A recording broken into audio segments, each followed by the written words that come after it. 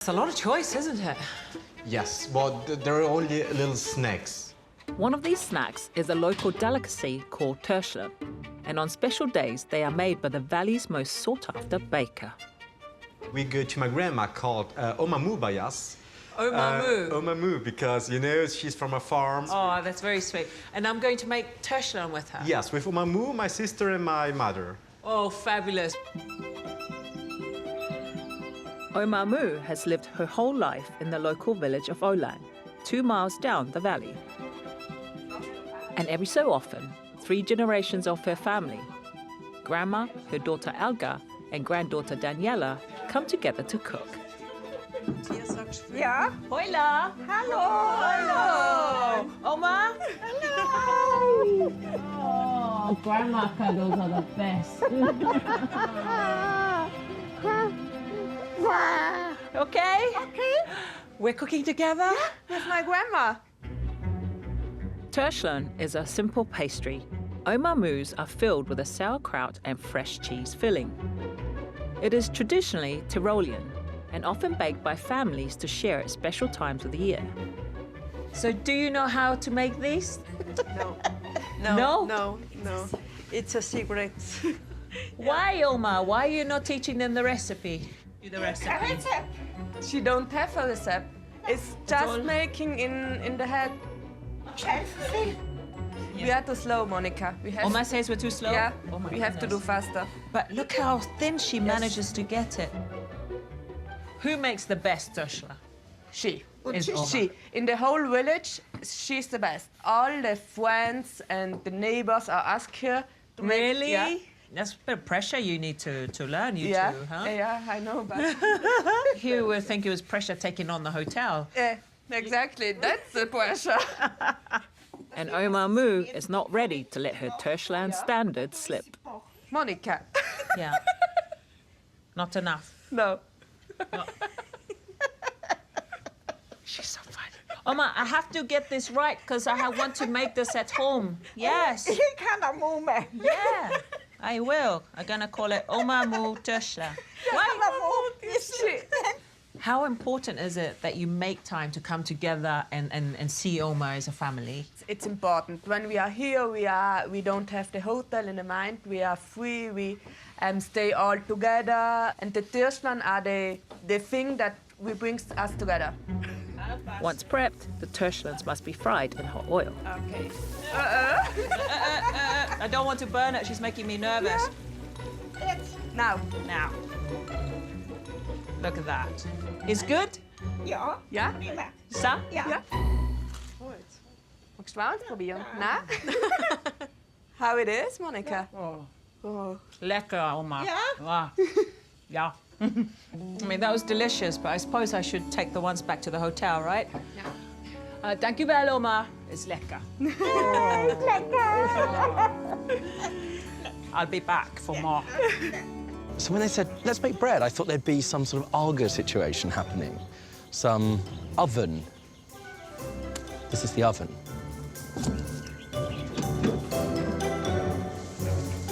Deep in the hotel gardens, there's a bread kitchen unlike anything I've seen before. Geweldig hier. I'm Rob. Today I'm working with Mina, who travels to the hotel every day from a nearby village to make the bread in the traditional wood-fired Berber bakery. Yeah, it's like this. All the different breads made here use the same raw ingredients. So we've had the white flour, and now we're putting semolina in. Oui. Okay. Yeah. A tablespoon of salt, a tablespoon of yeast, and we've got some warm water, yeah? Helemaal. Okay.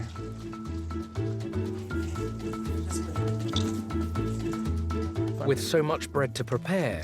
Oh, yeah. Okay, you're really... There's no time for a delicate touch. Okay, so I needed to be more muscly with it. You can get really fit doing this. Okay. Okay. This is very satisfying. In Mina's kitchen, it's less chat and more work. because we've got 3 different types of bread to make. Mina's now made a flat patty of the dough, and she's putting her hands in the boiling oven. It's just amazing to watch. Mina, do you ever burn your hands? لا هي معناتها ميور دا جدا ولكن ميورت وصافي اللي خنديس دوامان صافي. When the dough is cooked vertically, it naturally sags downwards, creating the elongated flatbread shape. Mina also makes 2 other types of small loaves that are cooked either on a hot terracotta pan. Oh, you're just saying it. Or inside one of the scorching clay ovens.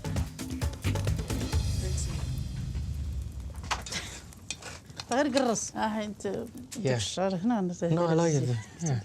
Yeah, I'm going shiny. She said my face has gone red. مرتي بالعافيه.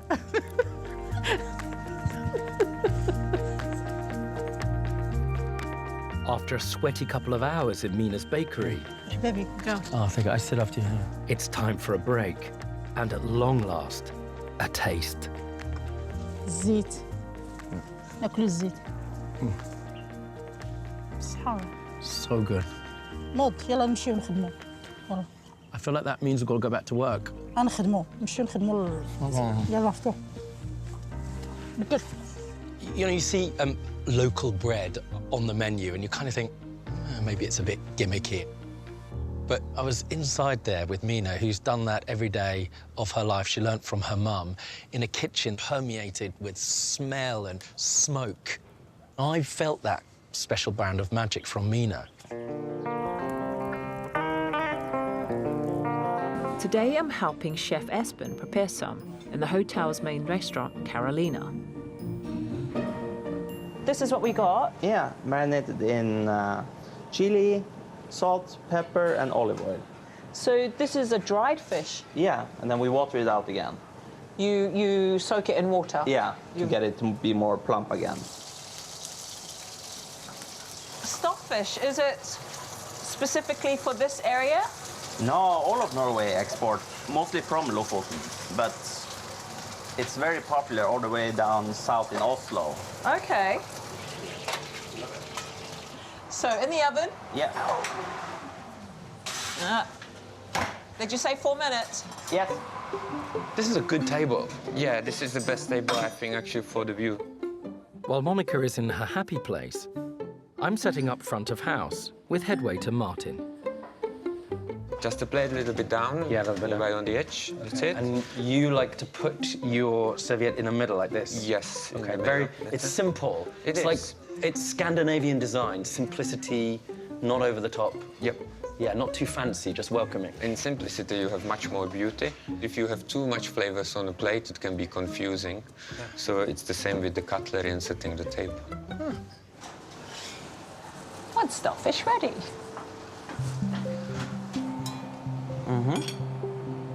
Bacon. Bacon! The most important part of a torfish. It looks great. Can we try it? Yeah, of course, let's try it. It just flakes apart, doesn't it? That's when it's perfect. I mean, the texture is firmer, and the flavor of the cod is more intense, as opposed to fresh fillet of fish, isn't it? Yeah. Because of that aging process. But there's a more controversial ingredient the chefs here are expected to serve up. Ooh, you could have some smoked whale. Is that whale steak? From the mink whale. The mink whale? The mink whale, yes. In Norway, we have a lot of rules, very strict on how to catch it. It's a specific amount you're allowed to take every season.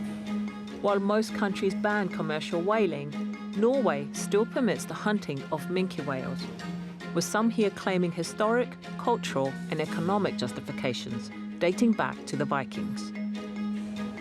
Is it popular on the menu?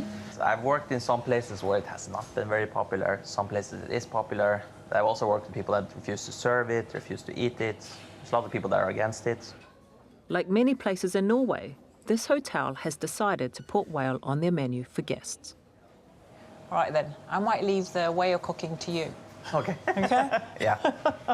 Right. Good evening. Mum, we've got our first orders in. 1 cod, 1 stockfish, 2 whales. Meet me. Beautiful bit of stockfish there. Beautiful. Right, service. Yes, chef.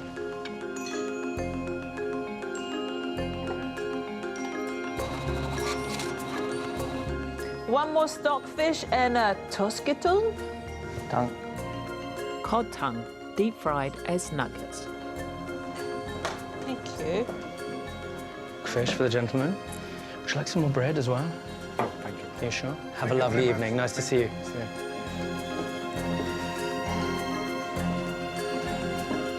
It's busy service, Mum.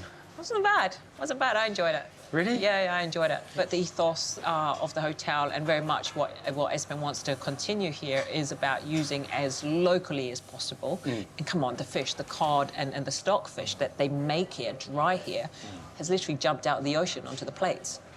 I wish I'd said that to the customers. I got a bigger tip. That's so poetic. In a quiet corner amongst the hotel's warren of courtyards, Mohammed Senior can be found serving a unique blend of Berber tea. Today, I'm his apprentice, and it all begins with fresh ingredients from the garden. You start by fresh mint. Some mint. Mint tea is extremely popular across Morocco and a big part of hospitality here. The mint, the smelling so great. So nice to come and get your own ingredients. Thank you very much. But this particular Berber blend combines mint with strong herbs. Absinthe. Yes, absinthe is not like the alcohol. Oh, that smells wonderful. Love rosemary. Sage, yes? Yes, a little bit of bay leaf. Sure. In Berber culture, it taken the tea 5 times every day. The first breakfast, the second breakfast, lunchtime, afternoon tea, and the dinner. That's a lot of A tea. lot of tea, yeah. This is the green tea. Green tea. Rosemary. thyme, Rosemary. bay leaf. I'm quickly learning Cut it small, Cut it small. please. this is much more complicated than dunking a tea bag. Just like that. Yes, please. Absinthe. It's a recipe with balance and finesse. Little bit more. Enough. Yes, good. Okay. That much mint. More. This is mint tea. Mint tea.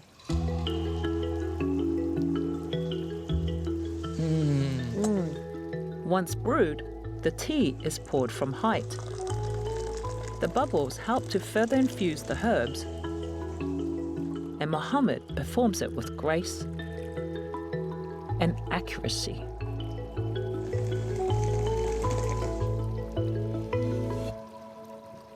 Mohammed, you might want to stand back in case I burn you. Up. Take. Ah, bravo, making a mess. Monica. I can take it? Yes? Cheese. Cheers. Oh, nice. The mint. Yeah, Isn't you it? smell all the herbs. All the herbs. Oh, that's so wonderful. The ceremony lulls you into a kind of tea trance until Mohammed reminds me that all that training wasn't for nothing. Now, Monica, you can try to make it the tea from the guest. To serve some guests. Yes, to are you, serve some are you guests. sure you want to do that? Yes, it is. It's nice. Nice. Graciously sampling my very first brew are Barbara and Ben from the USA. Hi, Barbara. Hi, Ben. It's the first 2 or 3 cups. I need to go back into the pot to get the mix and the herbs all the way through it. Oh, my gosh, I can feel Mohammed just watching me there. No pressure. He's a proud teacher. I hope so. Well done. Thank you. Here we go. Thank you. Welcome. Cheers. I like to think I've picked up some of Mohammed's expertise, but perhaps not his modesty. Ooh, think she makes a mean cup of tea. Did very well. Is that okay? Yes, it's fine. Yeah. I'd say fine from the master is praise indeed. You can make it in home. Or you can, I will. Yeah. Thank you. Thanks. We had a blast with him on board. He made us laugh all the way through. Amazing ideas. Really good fun. If the family are that impressed with Rob, I can't wait to see what they make of this camp. Hi. How you doing? How was it? Should I have to say, it was a genuinely beautiful day. I need to run around and light the candles. Do you mind keeping them busy and maybe put the menus on the table? Okay, so menus on the table, set it up in there, Yeah. and keep everybody happy and entertained. Yeah. The family's dinner will have all the finery that you'd find at Glenap Castle. I actually cannot believe you've done this in the middle of nowhere. It's great. You've been on a sea safari. There's nothing but sea anywhere, but you can have barbecue Scottish lobster, Orkney-based scallop, cured beetroot salmon, sumac, fennel, radish, lemon, and sea vegetables. What better way to serve Scottish lobster cooked out here on the island on a grill? What a joy. Okay, so family, food is ready, or el comida está lista, which is Scottish for come to the dining room. It's amazing. Everybody? Whilst the family enjoys Kevin's skilled cooking, the boats have returned to the mainland, and we are all left here for the night. Alone, isolated, but happy in a rustic kind of luxury.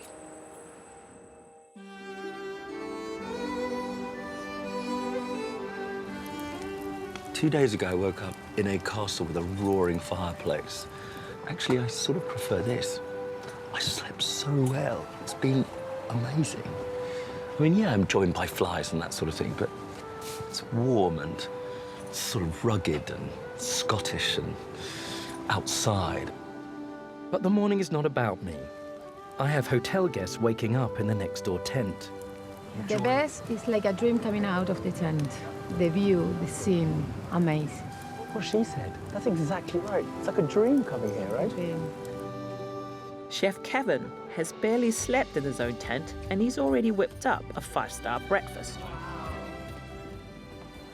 Service actually can be really, really lovely, especially when you've got that as a backdrop and you've got that beautiful, lovely family who are just delighting in the whole thing. Really makes it easy. Plus everything, I can't bring this to you, it just smells lovely and expensive and joyous and in no way takes away from the nature out there. This is the real thing. This is upmarket safari. But alas, all good things must come to an end. The boat has returned to take our guests back to the real world. Bye, family. Safe trip back. It's just us and the hotel staff left. Now, what would you do on a nearly deserted Scottish island? I literally feel like I'm winning life. Look, look, look. Magic. Who needs Wim Hof when you've got Rinda?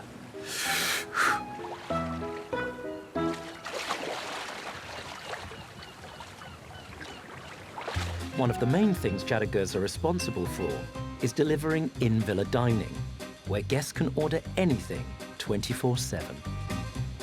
How many people want this service? Well, approximately between 70 to 85% guests would like to have their lunch in the villa. People like to stay cool. This is the hottest time of the day. Also, this is the time to enjoy your villa. Titi, who herself hails from the Maldives, is preparing an in-villa lunch order. That's so heavy. You're so strong. You will be, Okay. will be pro as well. Yes, very nice. So the cloth is not there for the wine. I'll quickly get it. The cloth? Yeah, I'll get it. Not a good start. I think room service food is never as good as a restaurant, but they really mean it here. I mean, the attention to detail is extraordinary. It takes a lot of work. You've got to do it very, very, very quickly. Now this is where things get even more remarkable. Whilst the beach villas are pretty close by, These guests are in an overwater villa that's over a kilometre away. And the aim is to deliver magic in minutes. Perfect. Smile, yes, with a smile. Good job. Merhaba.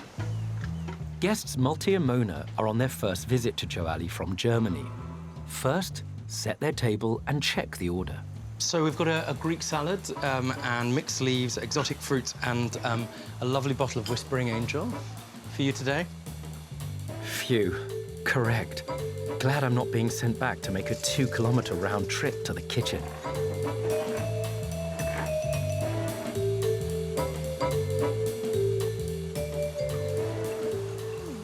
You're doing that very well. It's practice. I love my job. Pouring the water went very well. Wine should be a breeze. Yeah, tiny bit to taste it.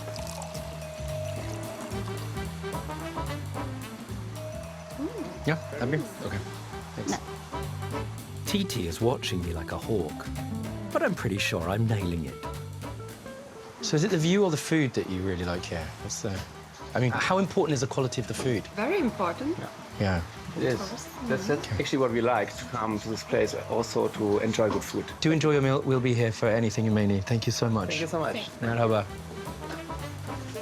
They seem really nice. Yeah, they're really nice, but there is a certain standard that we have to follow while we're serving the lunch. Okay, well, what did I get wrong? So while you serve the wine, we have to give first the host a tiny bit of wine to taste it. Yes, you did it, but the second pouring should be the other person. Okay. Yes, and then you have seen they have already started their meal. Yeah. You should not start a conversation because they have already started. So we have to serve quickly and let them enjoy, and otherwise the quality of the food will go wrong. She's not pulling her punches. But now I'm staff. I'm seeing a different side to the job. Tonight we'll celebrate the red gold of Puglia. So I've been sent 15 miles away to one family's cherry orchard. Raccogliamo le ciliegie e le forlì, che sono la varietà, una delle varietà del ciliegeto dei miei nonni. Clara runs workshops to introduce hotel guests to Puglia's traditions. But today, her friends and neighbours are helping to harvest cherries from trees her great-grandmother planted. Something she's done every year since she was a child. Era un momento che legava tutta la famiglia, certo. Dai più piccoli ai nonni, perché ciascuno aveva un proprio ruolo. Historically, prosperity in Puglian villages was tied to their harvests, so a good crop was cause for celebration. Allora, questo va levato da sotto il braccio. Oh, sì. Okay, don't touch it. So pull Lo it down. può appendere, perfetto. The trick is to use a bent stick to gently pull the branches down.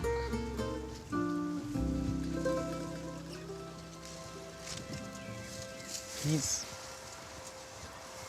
yoga or breathing or mindfulness when you could just come and pick cherries in a field. They look like that.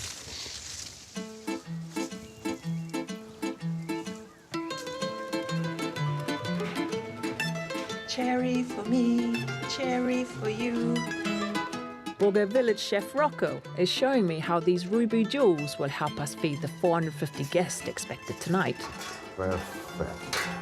Vai. Oddio. Piano, piano, vai. Piano, piano, vai. Eccola là. Bellissima. Bellissimo. Vai, Good fai. teacher.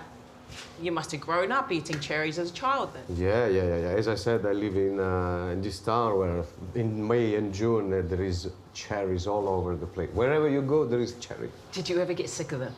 No, No. I can't get sick. No. I never get sick of cherries. We're baking focaccia, traditionally a savoury Italian bread, but for tonight's party, we're making them sweet. Cherry for you, cherry for me. It's like a song. Cherry for you, cherry for me. Come on, Rocco, let's rock the tree. Well, we've been rocking trees for hours out here. And this year's harvest is looking good. The hot, sunny spring means there'll be plenty to smile about tonight. Guarda. Stai bene anche tu, Rob? Stai benissimo. Bellissimo? Sì, benissimo. Ah, grazie. Mari. Maria. Amici, friends. Our harvest will be added to those of other local farms and celebrated back at the hotel. When we pick the cherries in spring, does the whole community come together to have a party? Yes, sì. Si chiama Cap Canela e si mangia tutti insieme e poi si balla insieme. Well, I'd better get a bit of practice in before tonight, then.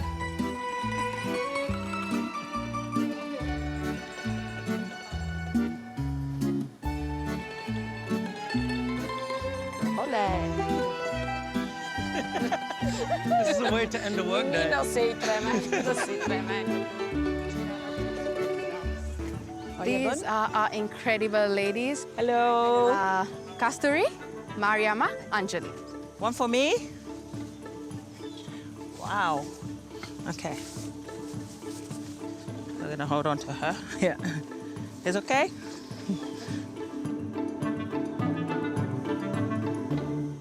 Ladies, how does this work? How do we pick the tea?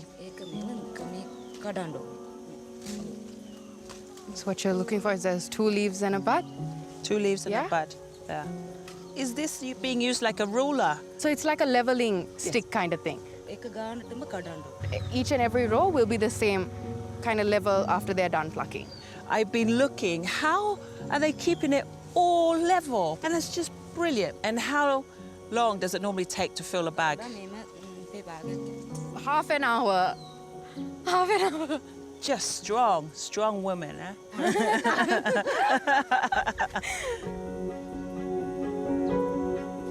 How much they pick dictates how much the pickers are paid, so every leaf counts.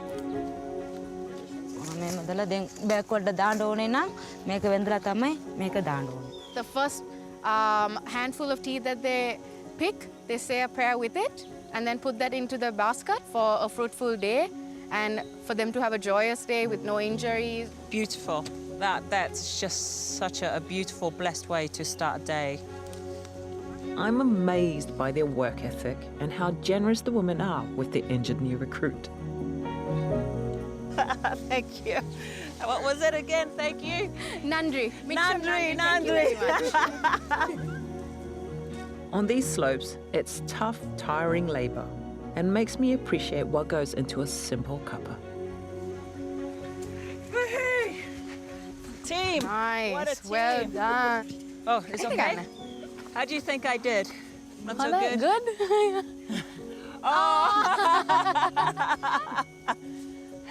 Are they paid by the kilo? So if they pick 18 kilograms, that's 1,000 rupees there itself for the day. 1,000 rupees? That's £2.50, £2.50. Yeah. It's difficult for visitors from wealthier countries to understand how such challenging work is paid so little. How much the pickers are paid is agreed upon collectively by workers' unions and the National Tea Industry Body. It's the reason why the hotel is attempting to improve the other areas of the lives of these pickers, who are almost always women. I've seen the women mainly are the ones picking the tea here. And in the hotel, up in the bungalow, is majority men. That comes from the cultural norms of Sri Lanka as well and how they associate the hospitality industry. But what we're trying to do is pretty much shatter those norms and try and encourage more women to join the workforce, provide them with the necessary training to do so. As far as I could see, tea, the world of tea, it's been built by women here. Oh, 100%. It's on their backs. 100%.